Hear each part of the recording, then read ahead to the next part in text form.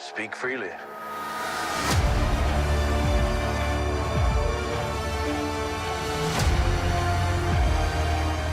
All right, welcome to our special Boba Fett edition podcast / video, whatever you want to call it, I guess, right? Video cast? It's a video podcast. Yeah, video pod. And that's a thing. Well, we were doing our regular Boba Fett review. This is going to be for Chapter 4, which is called The Gathering of the Storm. Ooh, I love that title. That's a title that's, to talk about things are going to be happening very soon. The big war, I guess, for the Pikes is what they're probably referring to. And if you're listening to us for the first time on our podcast platforms on Apple, iTunes, Spotify, Amazon, welcome. And check out our weekly podcast we do, which is every Monday. We do it on YouTube. And if you want, it's live, and it's on Twitch. Yeah, exactly. It's on live on Twitch, Facebook, and YouTube. And it's at Astonishing News and Reviews on our YouTube channel. Go ahead over there and hit the like and subscribe button and hit the notification button as well so you don't miss any of our content when it drops. And if you're looking for us on social media, go to @AstonishingNR. We're everywhere pretty much. Instagram, Twitter, Facebook. Yeah, anything that we're not on, let us know. All the internet things. Yeah, anything that we're not on, let us know. We'll go on there, whatever, as long as it's pop culture related, right? And yeah, so with all of that out of the way, we thank everyone for watching us and listening to us. So we will start off with a quick warning to anybody that hasn't watched episode 4. You have to go watch that if you don't want to get spoiled, because we're going to spoil it. It's a review. It's pretty self-explanatory, right? So we're going to talk about the entire show and all the little Easter eggs and things like that. Anything that we miss, let us know in the in our social media outlets or our YouTube channel, and we will love to, because there's always going to be things we're going to miss. We're not perfect. We aim to be perfect. Justin thinks he's perfect, but he's pretty close to being perfect. All right. Almost there. So, Justin, Chapter 4. Yes. All right. Yep. So, it's another...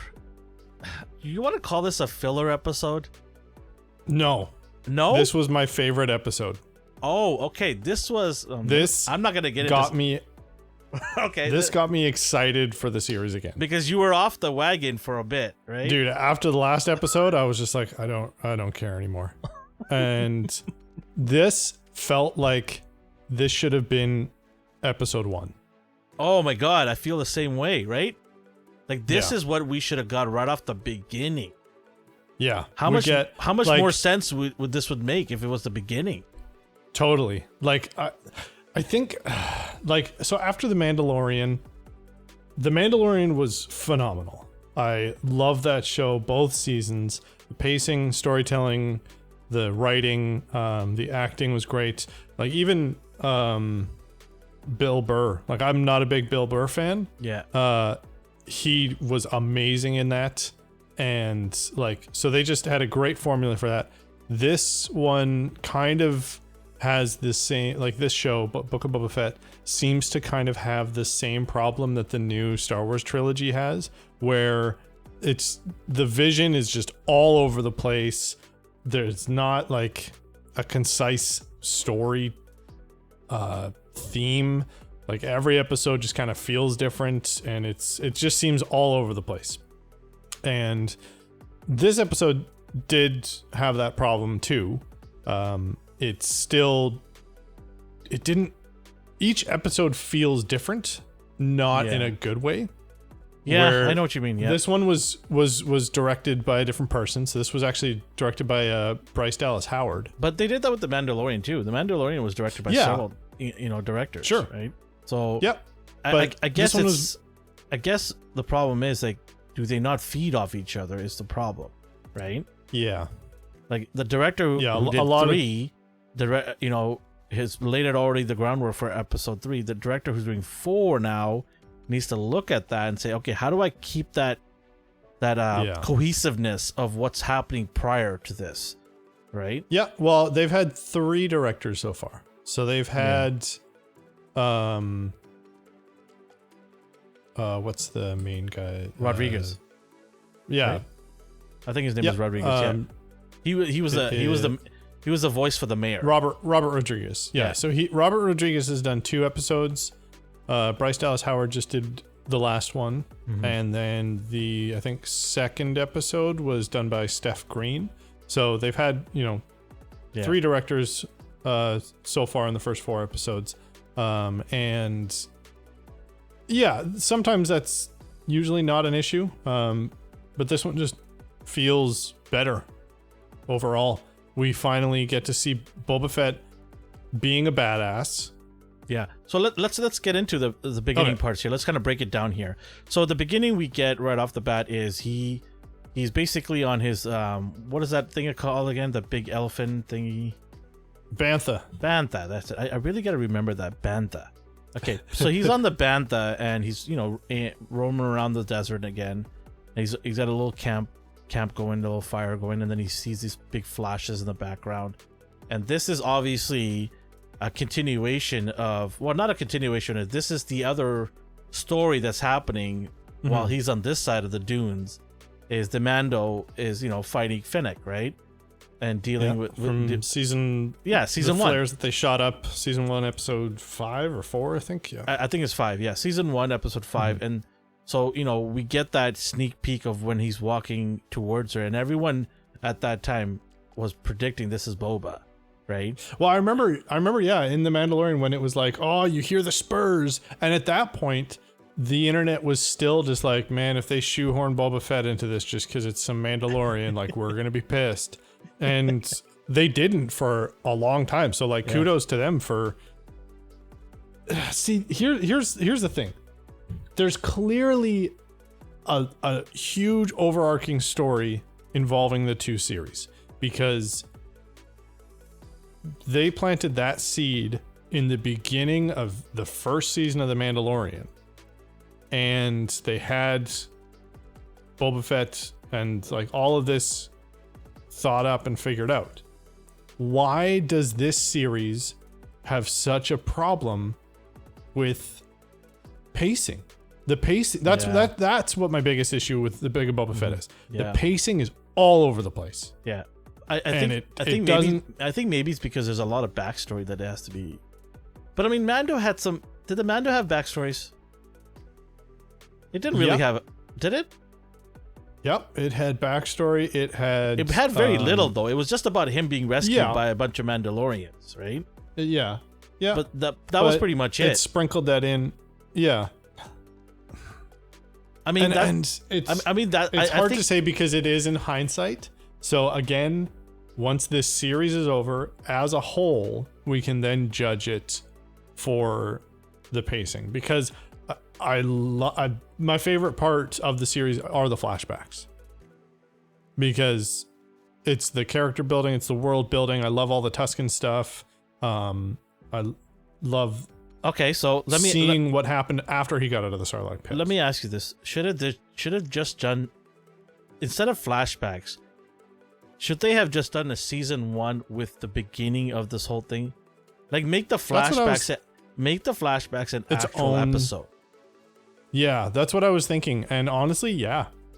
I think had they done season 1 of just like him coming out of the Sarlacc pit, him growing up with the Tuskens, him going to Tashi Station and wrecking house, and like then going to Boba, or then taking over, like getting it up and doing like almost a prequel season. Because I mean, there are only 6 episodes, so you could do season 1, season 2, maybe even in the same year. I mean, they probably wouldn't, but like, I think the problem is, the reason why they probably didn't do that is because they already showed Boba and Finnick in Mandalorian season 2. They're already there, and I think a lot of people probably were impatient and said, I don't want to see too much backstory. I want to get right into present day Boba Fett, right? So there's probably an argument on both sides. Some people want to see want to see how he came about from the Sarlacc pit and want to know everything in detail because they're hardcore fans, or they're just fans in general and would just want to see it that way play out. But then there's another side, of people that's like, we just want little tidbits. We don't need dedicated episodes for this. I want to talk about what's happening right now, and I want to see how this all intertwines, because like you mentioned, there is an overall big story here happening as well, because Ahsoka TV show is also going to have some of these characters in there, and she's already made her appearance as well, right? So there's sort of like a MCU thing that's happening here where all these shows are sort of going to get together and culminate together in one big probably finale that's going to have a big tyrant at the end. General or Admiral Thrawn is what I've been hearing is going to be the main focal point as the baddie there, which is great. He's one of the best, very tactical gentleman there. One of the best Legends characters, and I'm so happy that they're bringing him into this. Now, so my comment about wanting to get maybe like a season of just the backstory, I don't know that. I think I'm only saying that because I don't care. This show has not made me care about the present day stuff. You've made that very, very clear. It's like, even like while I'm watching it, I'm like, okay, this is fine or whatever. But then like, the new trilogy had this too.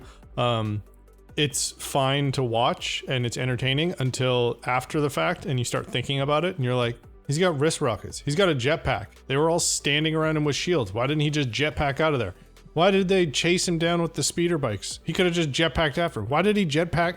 Why isn't he using his damn jetpack? That's the biggest thing. Yeah. It's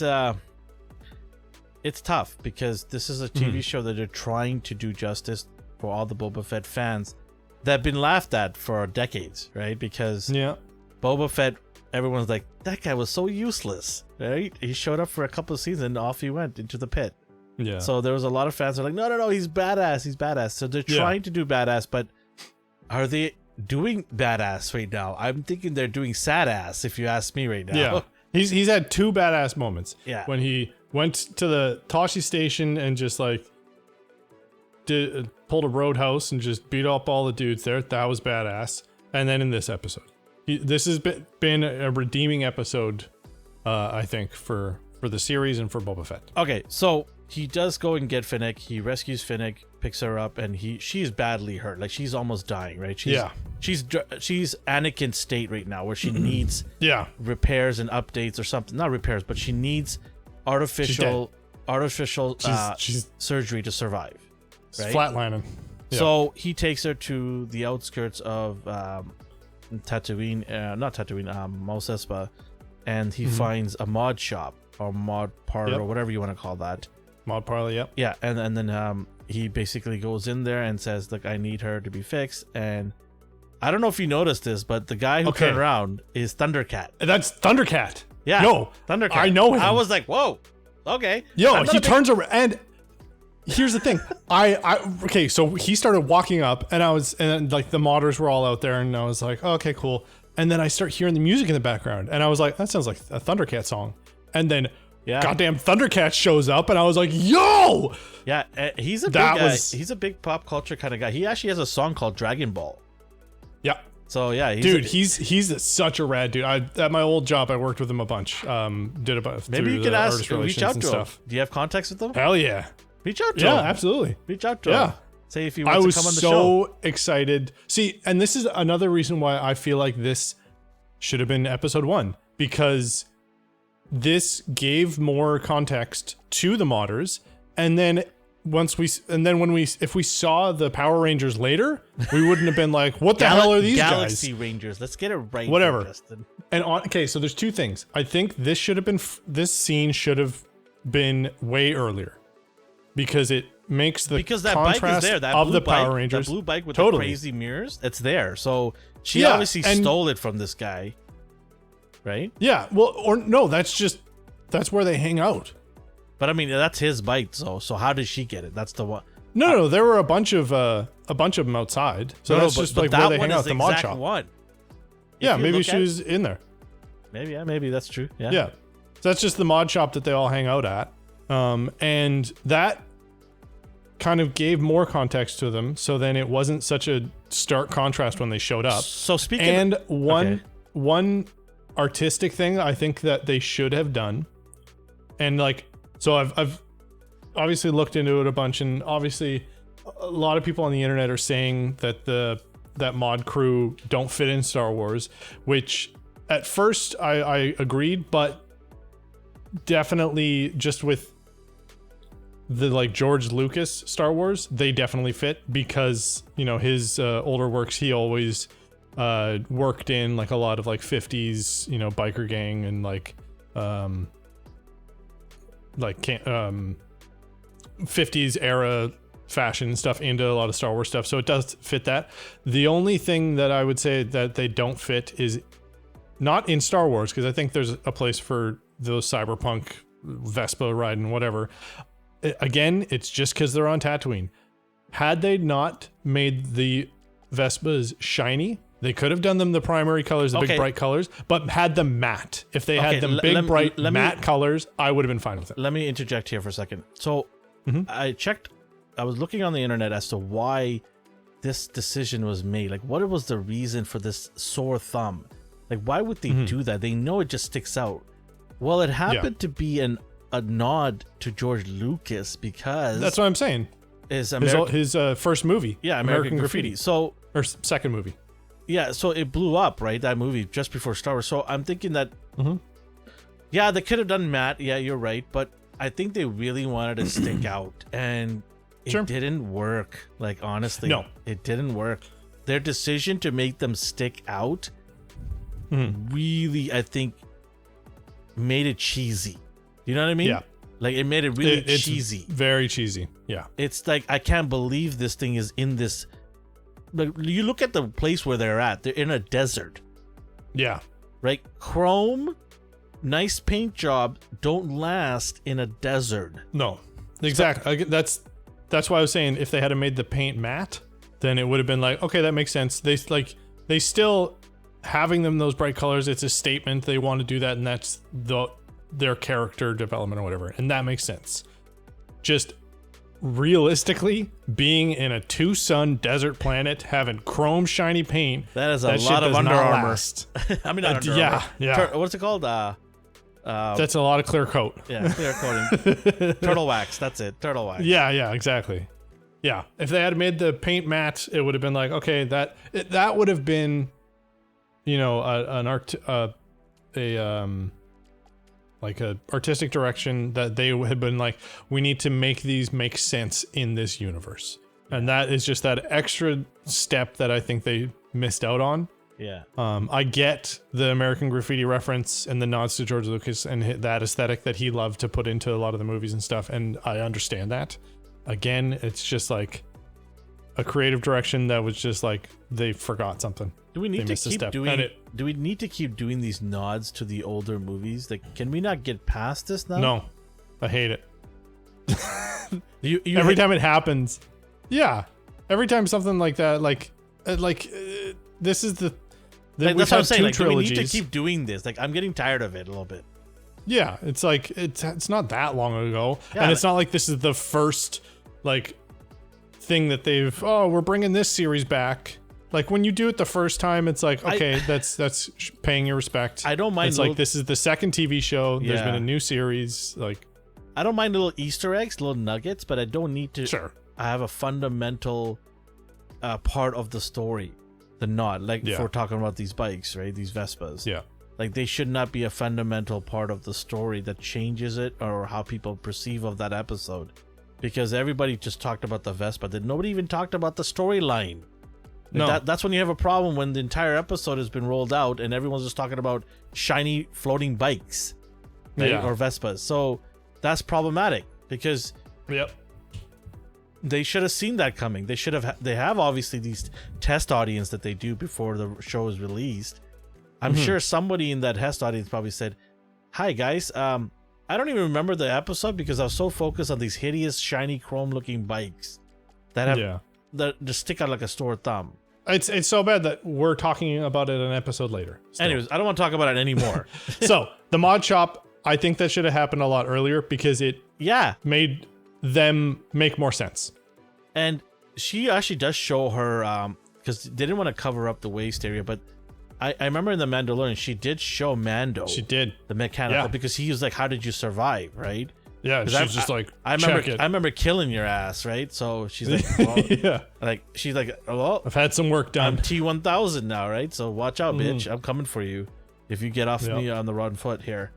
So basically, so they form a partnership. It's nice because it shows how they got together and why she's loyal to him too. Because she got saved by him, so she owes everything to him. And she's a loner by trade as well, right? She's an assassin. She doesn't have a bunch of friends. They don't even assassins within their own gatherings hate each other, right? Because they're all after the same bounties, so they don't want to be friends. They're all competition. With you. Exactly, they're all competition. If you die, great, fantastic. More work for me, less competition, right? So she's a loner by trade, and she's basically taken up by him because of him doing this for her. Like basically, biggest thing anyone could do for someone is keep them alive, right? Make them not die. Yeah, exactly. So she basically pledges indirectly, right? She doesn't really say to him that I pledge, my allegiance or anything like that, but she sort of indirectly hints to him that I'll go where you go because I kind of owe you.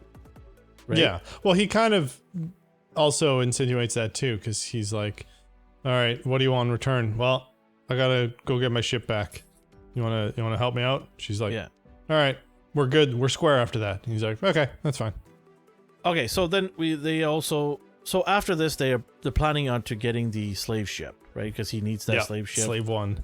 So she has got this little scouter ball that basically goes into Jabba's palace, and this is a great way they showed Jabba's palace. This is a big sucker. It's a palace, right? So we never got to see the inner workings of this palace. We only got to see where Jabba lays around, pretty much, and the pit, and the front door. So we got to see the cooking areas, which is hilarious because there's a robot with like multiple hands, kind of reminds me of General Grievous. I loved it's a nod to General reference, Grievous, right? That was a good Grievous reference. It was funny, that was right? Cool. He's chopping up salad with his knives. And I was waiting and like partially cringing because I was waiting for some. I thought when that little mouse droid or the rat exterminator droid showed up, I thought he was going to say hello there or something, and I was like, please don't, please don't, please don't. And then they did, and I was like, okay. The scout droid that she uses, which was super cool, they had a lot of the audio from it was similar to the probe droids from Return of the Jedi or Empire Strikes Back. And also it was similar to the scout droid that Darth Maul used, but like a much smaller version. So it's cool seeing the advancements in that. Also, this is just a movie TV thing that always happens, but like when they're like, all right, we gotta go in quiet, and then she's like, shh, instead of just like cutting them and then lightly taking them off, she's like, no, full force, kick them off. And I'm like, well, there goes stealth. And he does mention that if he had his armor, he would have been able to do this on his own, right? So yeah, he does need her help to take all these guards down. And yeah, she's already proven her worth because she got them inside the palace. She got the scouting reports on where everything is. So she's already done so much that this guy couldn't do by himself, right? Yeah, she's already proven she's good at intel. She's a valuable commodity, like not commodity, but an asset, right? So they get in the palace. They're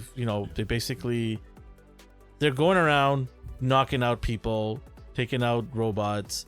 We got to see some cool robots, like you said. The rat robot that catches rats was hilarious. It just turns itself off, right? Doesn't want to even deal with it. I'm Boba Fett. I did. Shuts it off. That was kind of a superfluous line when he's at the little utility droid, like, do you know who I am? I was like, all right, well, that's not the best writing. Yeah. Like, that's what I mean. This episode wasn't perfect. It was my favorite of it, but there were still like some parts where I was just like, that was dumb.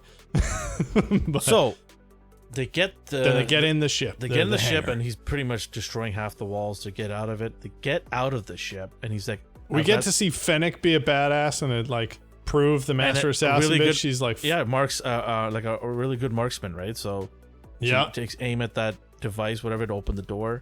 So he's like, I gotta do one thing, I got some business to take care of. Some business to take care of. See, this is what I mean. So they fly over the pipe or the straight up just badass. Drive by. Those Nictos had no chance in hell. So the swoop bike gang just going down the dunes, and he just rocks up with the slave one, just annihilates them all. As he should, because his friends, And the Tuskens, just were stone murdered. cold.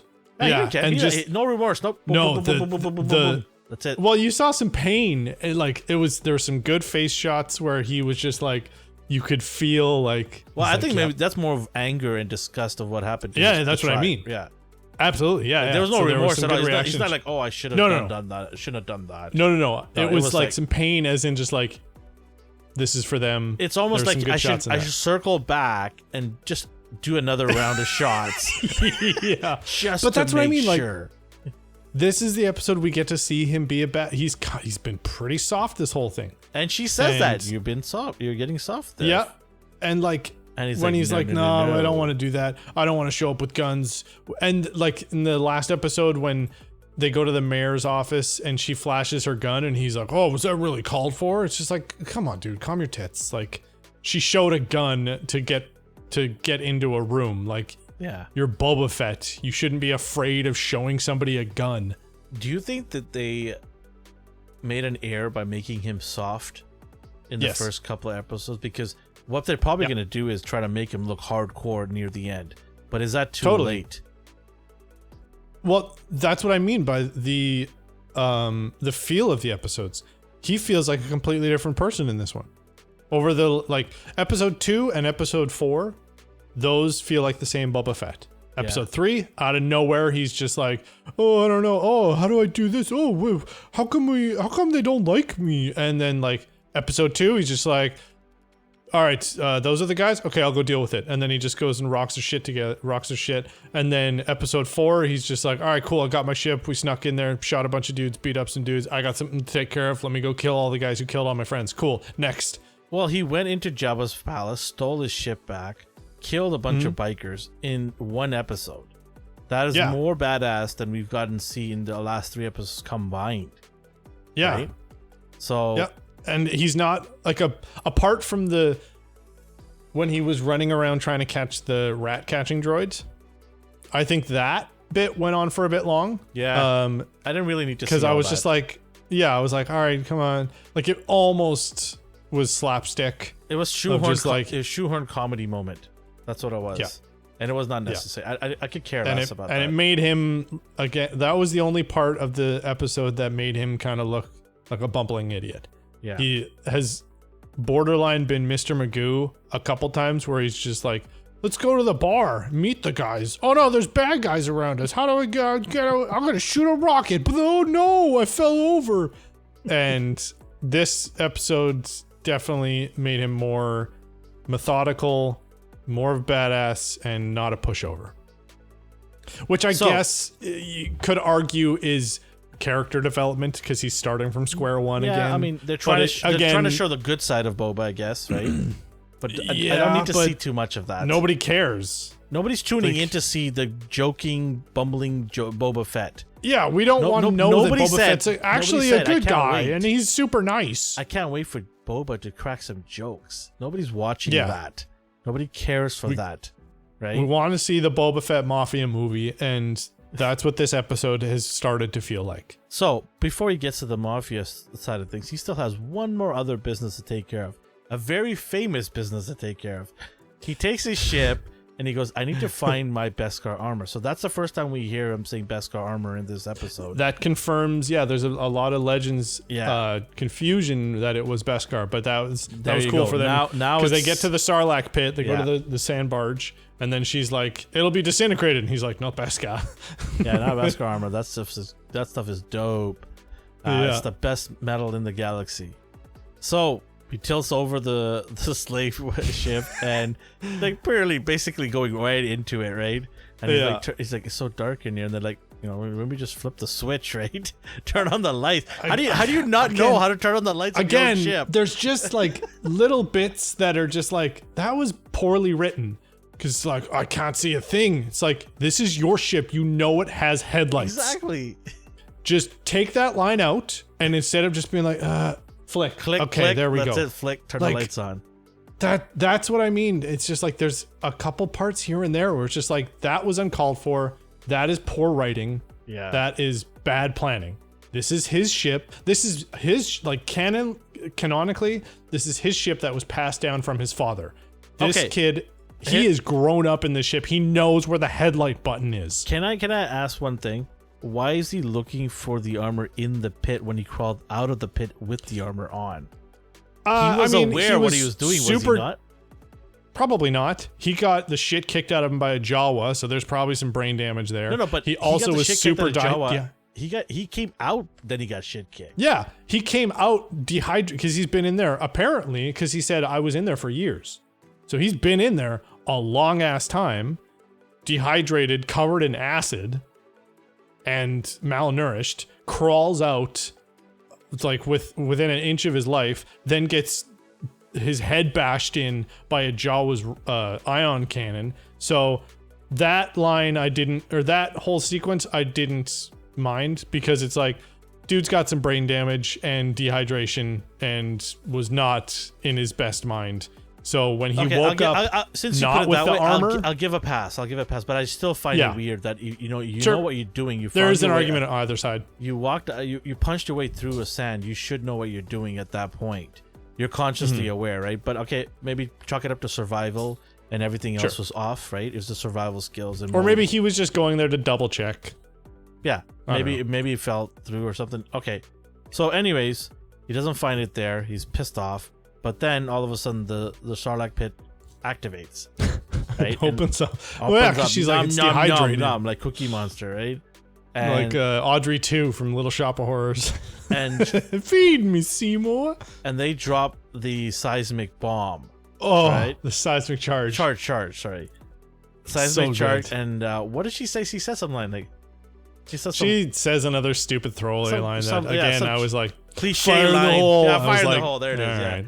The stupid line, like, fire in the hole. Okay, sure. Yep. Yeah, like, what are you talking about? Like, yeah. Anyways, man, that could have been done better. Yep.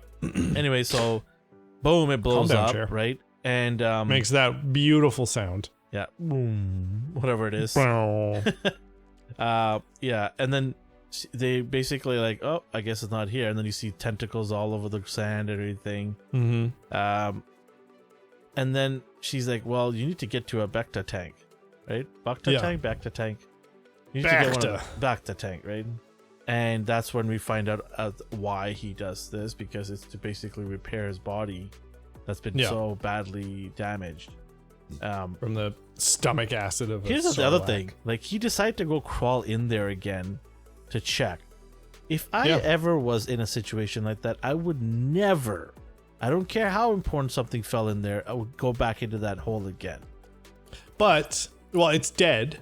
For Still, A, and for like, B, psychologically, after the purge, so after Order 66, and this is all canon. After Order 66, the Empire took over Mandalore, and they, that's why the Beskar that Din Djarin was getting was stamped with the Imperial logo, was because they took over Mandalore and essentially took over the stock of all Beskar. So that's why it's super rare and really difficult to find. So the fact that he's just like, that Boba Fett's like, has Beskar armor, and he's like, I need that. It's easily, in his mind, that's irreplaceable. Because he's just like, you can't find this stuff anywhere. And if somebody shoots me right now, it will go through me. But if I have that, it doesn't do anything. So he's like, I'll take some stomach acid and a couple layers of my skin off for this. So rest in peace, Sarlacc Pit. You will be missed forever. You're no longer part of the Boba Fett lore. So rest in peace to him, to her or him, whatever it is, or both. So now we get into this mafia business, right? Mm-hmm. But before that, we have a little bit of a cameo from our favorite Wookiee. Not our favorite Wookiee, but becoming one of our favorite Wookiees. It's up there again. He's got a lot to do. Redeeming.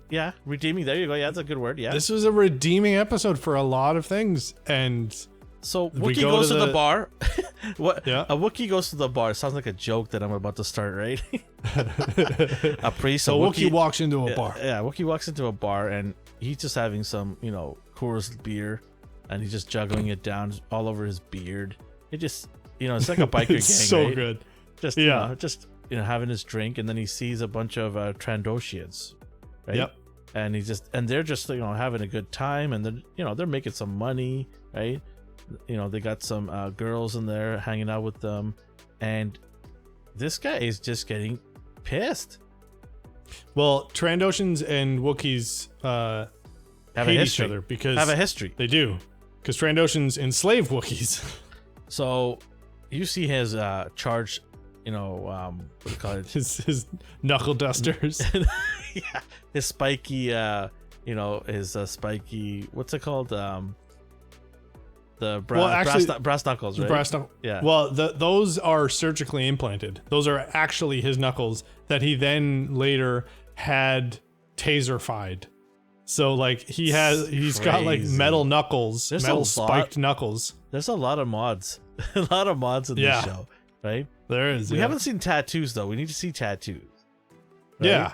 We need to see we need some more of that. tattoos. Come on. A lot of jewelry, but not enough ink. Yeah, get some more Miralukins. So which one is that? Am I remembering things? You're getting off topic here. No, this was the talk it. No, those are the blind people. So he basically gets up and says, "Yeah, I had enough of this crap. I'm gonna put an end to this, right?" And he just lays a beating on these guys. I felt bad for them. Like, I mean, again, we get to see, and the last episode, the fight scene.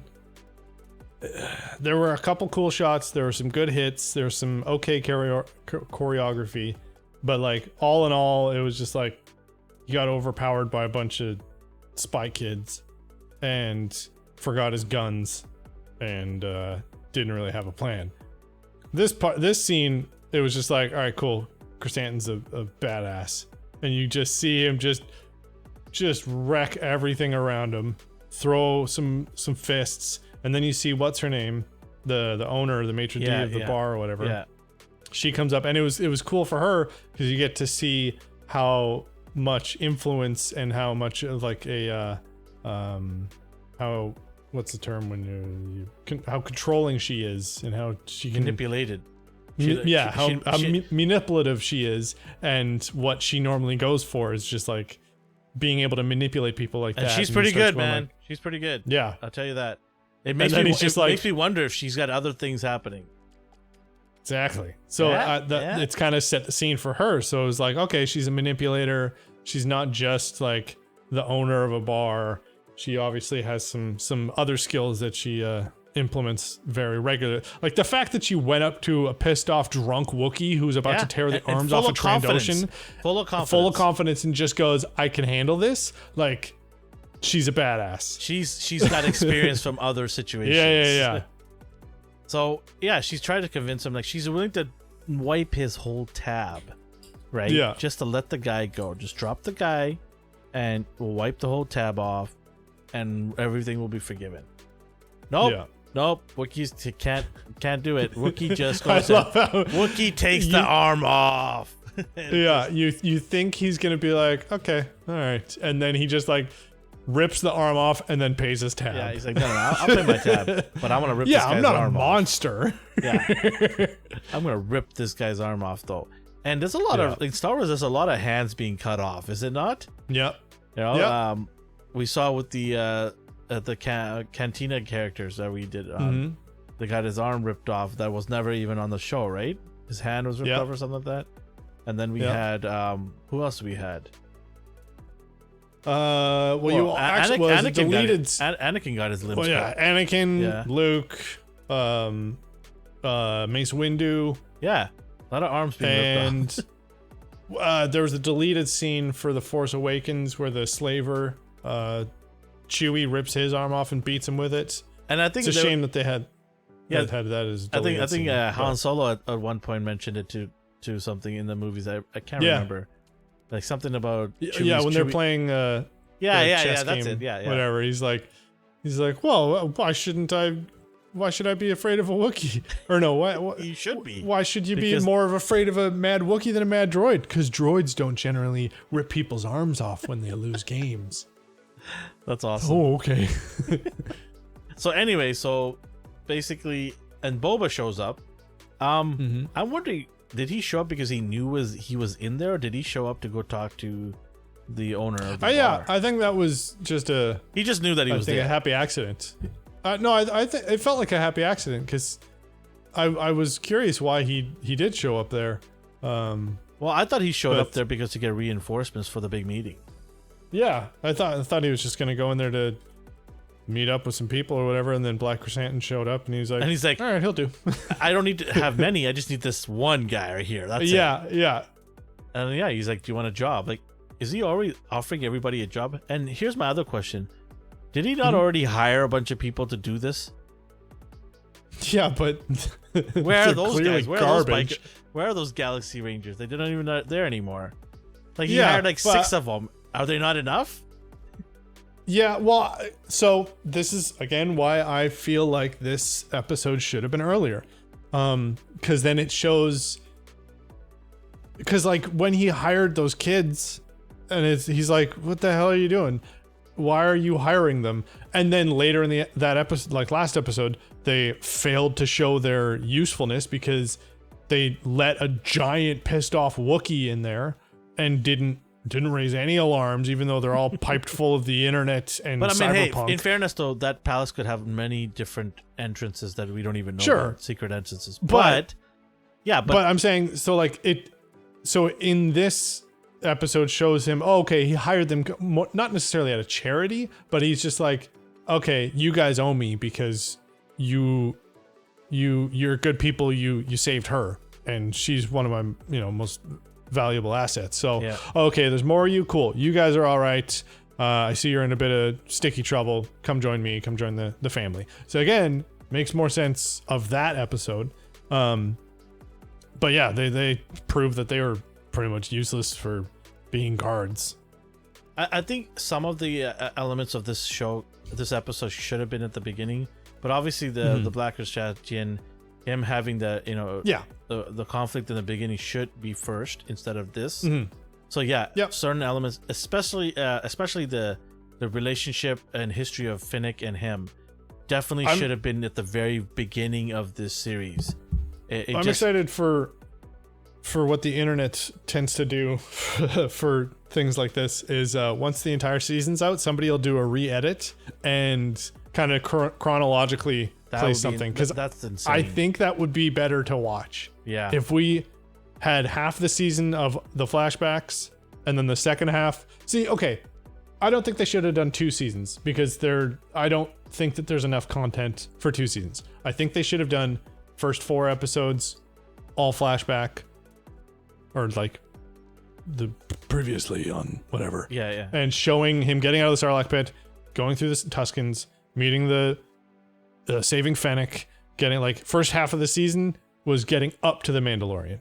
Then the second half was everything after. I think that would have been paced better and made more sense because it is kind of jarring, and especially at this point when we're like more than halfway through the season, and I'm like, you're still doing flashbacks. Okay. Even though I love the flashbacks, but it's still just like I said, pick a lane and just go forward. I think you'll have arguments from the other side as well. Like they don't want to deal with all the history too much. They would rather have it sprinkled in. But there's a lot to talk. Like his history is not just a simple history.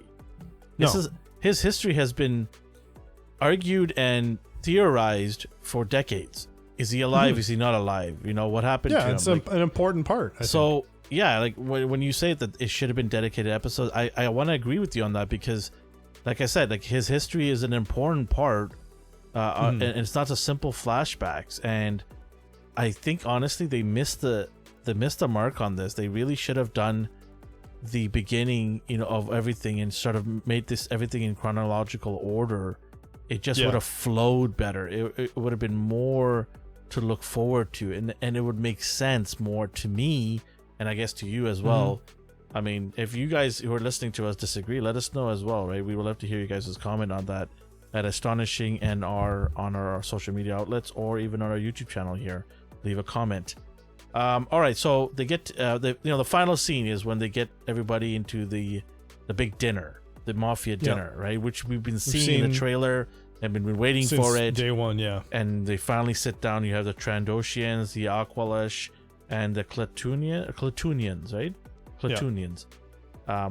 So you get the 3 factions, and they're all bosses in their own part of Mos Espa, and they're sitting down having a conversation with him, and he is basically saying that, look, the Pikes are coming. They're going to be kicking some ass. Yep. We need to band together and rid of these guys.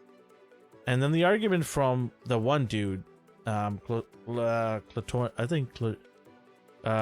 yeah. I think it's Clatunian, yeah. And he's like basically like, I don't like that dude. First of all, he really annoys me right off the bat because he was the one that was trying to trouble, right? He was basically trying to get, was trying to fire back and say, no, this is your problem, not our problem.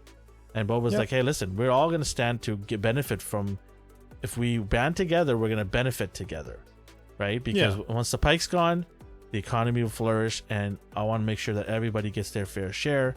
This is a new regime. It's not like Jabba where we're going to take everything from you guys. So these guys obviously don't have to believe him and won't believe him because who the heck is he? He hasn't done anything for them, right? What are your thoughts on that scene? Yeah, it was good. I do like that it wasn't just like we need to band together and then everyone was like, okay, yeah, sounds good.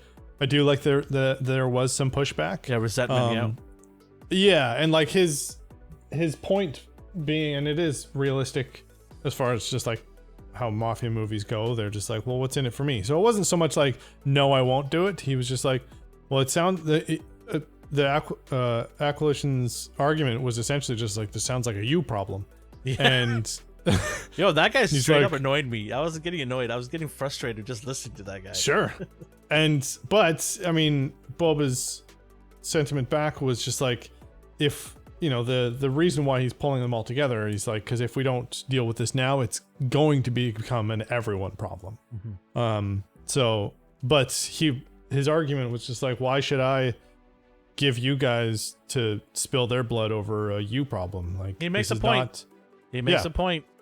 Can't fault the man for stating the obvious. Like, why should we, put our skin into the teeth? Our necks, so yeah. Right, so they currently pay us, so right now they're not a problem for me. And watch, he's gonna be the first one to die. Yeah. The Pikes are coming, buddy. The Pikes are coming. Yeah. But it was good, the kind of compromise of just being like, all right, well, you don't have to help us, but just stay neutral. And I do like when he was like, when they come to you to betray me. Yeah, stay neutral. And they're just like, all right. Yeah, and then what he said, before that, he had to feed his Rancor, right? Oh yeah, that's right. They were like, why don't we just kill you and take it? And then the Rancor shows his claws through the thing, and everyone just like, whoa. So the Rancor's already taken to Boba as his leader, right? As his pet. Like Boba is basically the boss. The Rancor is the pet, and it's taken to him. It's going to be loyal to him, which is so weird to think that, because I never thought Rancors were like that. But hey, cool. He feeds him a little, steak or a T-bone, and he's all happy. He's like, right, all happy, yum num num num. And so pretty much this, they all walk out of the place. I don't know if they're gonna agree to his terms, but they said they are. They all gonna they accepted his terms. We'll be neutral. I think that was kind of the plan, was to have them all in a room to also keep them all accountable. So not going into each one individually and be like, hey, will you help me out? Oh, okay. But like have them all in a room and be like, okay, we're all watching. We all agreed on this. Over and under, how many of them are going to stay neutral? That's a good question. I think there's 3 of them. Want to say 1 out of the 3 will stay neutral? Yeah. 2 of them will betray. Yeah. Okay. Yeah, I think. Yeah, I'm gonna go with. I think 1. It'll be 1 will stay neutral. The other 2 probably will betray. Yeah, I think the Aqualitions definitely.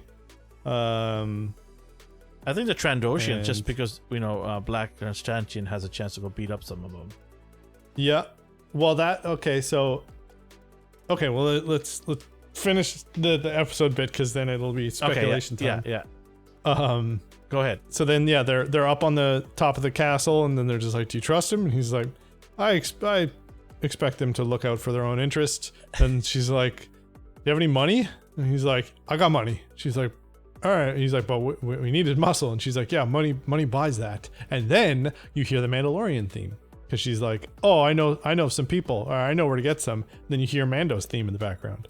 Oh, so man, we might get. And at this point, okay, so then the episode ends. Okay, speculation time. See, this is why this is my favorite episode so far. Because after the last episode, didn't give a shit about the next episode. I was just like, all right, I guess I'll wait till see what they do. I wasn't like, oh, I wonder what's gonna happen next. And like this episode ended, and I was like, oh, cool. There's things that I'm gonna look forward to. So you hear the Mandalorian's theme. So that's a hint that Mandalorian's gonna be in the next episode or next, Costco, within maybe? the next couple Costco episodes. Reeves? Costco Reeves could be too. Bo-Katan. And at this point, Mando is, Din Djarin is Mandalore, or he is Mandalore. He has the Darksaber. So he can command the whole fleet. He can. Yeah. So there could be a big Mandalorian fight, which would be badass. Then you would actually get to see Mandalorians use their goddamn jetpack when they need to, instead of just standing around like an asshole and getting punched in the face. So, we could probably see Cad Bane because he works for the Pikes a lot.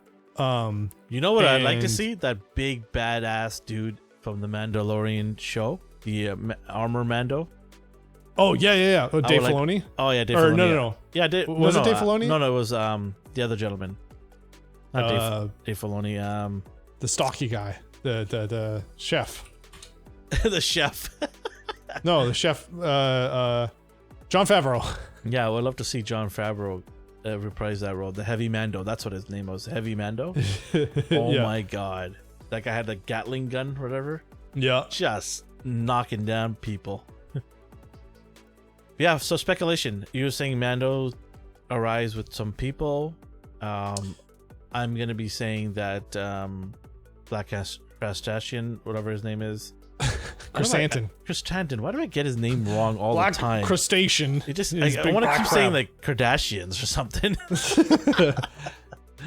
Oh, your dog's getting all crazy here in the background. Yeah, get there, buddy. Easy there. He's ready for episode 5. No, the other dogs, our neighbor dogs, are barking. So then Dio's now just like, yeah. I want to get in there too. Also, I just got in the mail a new jacket for him, so now he's got a denim jean jacket. That's awesome. So now he's a badass. You're a cool guy, aren't you? Yeah, you drive motorcycles. You're cool. I think Cad Bane's going to show up. I think Mandalorians, plural, are going to show up. And I also think that they'll probably bring in Bosk. Mm-hmm. Because Black Chrysanthemum and Bosk have a history. So do Boba Fett. And so I think that they're going to bring in What about some Bosk. of the other bounty hunters that we saw in the older Star Wars movie, like Trandoshan bounty hunter? Yeah, that's Bosk. No, I mean like, okay, I know that's Bosk, but I'm saying like, are we going to see other bounty hunters like Trandoshians, bounty hunters, like not just him but others? Oh, are we going to see waves of each one of these factions bringing their own kind of people in there? Bringing their own muscle? Yeah, maybe, because one of them is going to be loyal, right? I'm wondering one of these guys, or if all of them maybe, that they're sat in that table. I wonder if they were going to bring in their own muscle and show loyalty to him. Yeah. Do you think that's going to happen? Bring in their own champions for champions or their own muscle, whatever you want to call it, to show loyalty. Do you think that'll happen, or do you think all three of them just kind of back away and say, you know what, let him go kill himself? Who cares? Well, so we've got 2 episodes left? Yeah. Yeah. So there's not. It feels rushed, doesn't it? It feels rushed. Because we haven't even seen any of the Pikes really do anything. No, we haven't. I don't think it feels rushed. Again, I just think the pacing's off. I think we could have had another 2 more episodes to this show. Yeah, I agree. I think another 2 episodes of build up of, because right now you would have got your 2 episodes to give you a full backstory. Yeah, and right now I don't care about the bad guy. I don't Like nobody cares. Pikes? Who? What? Yeah, exactly. They're just like, oh, they run spice and they shot at some Tuskens. Star Wars like, lore did okay. I ever fear the Pikes? No, like, and the Hutts are not. Like they're just like, okay, sorry, we sent an assassin. Here's a prize. Okay, bye. It's like, okay, why aren't you a threat? So you're not a problem. I mean, they probably will show up and be like, lol, JK, we actually do want it. But yeah, I don't care about the villain. I don't know who the villain is, which I don't think is a good choice in writing. Because right now you've got Boba Fett, who you've managed to make weaker and less smart and intelligent. I'm not like, oh, he's so cool. And I don't really care who the bad guy is because you haven't established that. And now, at the tail end of the season, you're like, okay, our hero is now not useless. And you're like, okay. So that's what I mean, like, with the whole backstory. Like, and again, I don't know that I would be saying I want more of the flashbacks to be the focus if the present day stuff wasn't poorly executed. I think if they had made him more competent and less like just forgetful and just kind of useless through a lot of the engagements and fights and stuff, then I would have been like, oh, I want to see more of the new stuff because he's, you know, it's Boba Fett and he's cool and he's being a badass and this is what I want to see. But they didn't do any of that and they made him just like an average dude. And then so I'm like, all right, well, obviously I'm gonna like all of the backstory because that's an interesting take on stuff and it's cool to watch. Well, so, he's got 2 episodes to really show you that he is still the badass, and I think they will pull it. They have to pull it off, right? They've got to do it. So we'll see. But yeah, I mean, let's we're up to the hour here almost. Let's kind of wrap it up here. Let's give it a score out of 10. So I'm going to put this one at an 8, and I think I'm going to, in general, lower all of my other scores by 1. Oh, wow. Okay. I was going to give this a 7.5, but then when he took the arm off, I'm like, this is an 8. Yeah. This was a good episode, and yeah, I've had more time to think. I know we generally we score high here, but because we're nice people. But if it's a stinker, I'm enjoying it. Yeah, like it's not terrible. Like there's people who are like, oh, it's terrible. It's a 5 out of 10. Okay, well, it's not that bad. Relax, right? It had its moments, and you know, last week's episode we should have maybe lowered our score by 0.5. But you know, we are nice people here. We don't want to poo-poo on everything. And when it is time to poo-poo, we will do it. We'll make sure. But yeah, 8 out of 10 I think is a fair score for this episode. Let's see what happens next week, episode 5. It's coming down to the wire here.